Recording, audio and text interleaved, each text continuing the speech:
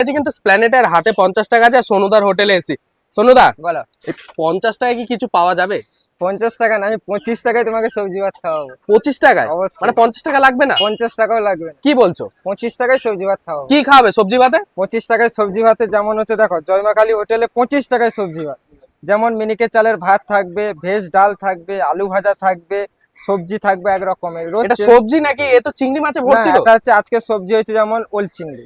ওল চিংড়ি? হ্যাঁ। এটা দাম কত? এই থালিটার দাম হচ্ছে মাত্র 25 টাকা। মানে ভিডিওর জন্য নাকি পরবর্তীকালে দেখো, কোনো লোক আমার আসলে সব সময়ের জন্য আমার সবাইকে আমি ভালো খাওয়াচ্ছি, এবং আমার একটা ননভেজ থাকে এবং দুটো ভেজ সবজি থাকে। কেউ যদি ননভেজ সবজি খায় তাহলে ননভেজ খেতে পারে, কেউ যদি ভেজ সবজি খায় ভেজ সবজি খেতে পারে। মানে এতগুলো চিংড়ি মাছ দিয়ে 25 টাকা মাত্র? একদম একদম। মানে 25 দর্শকরা আসলে পাবে তো? টাকা। অবশ্যই। আর কি কি পাওয়া যায় তোমার এখানে? দেখো, সবজি ভাত 25 টাকা, এছাড়া মাছ, ডিম, চিকেন, মটন সবই আছে আমার কাছে। কত? দেখো, এই যে 25 টাকা সবজি ভাত, এর সাথে যদি আমি 2 পিস মটন অ্যাড করে দিই তার দাম হয়ে যাবে 100 টাকা। এছাড়া 22 রকমের মাছের আইটেম আছে, মানে 22 রকমের মাছের বিভিন্ন রেট আছে। এর সাথে যদি আমি রুই মাছ, চেরাপোনা, তেলেপিয়া অ্যাড করি তাহলে 55 টাকা হবে।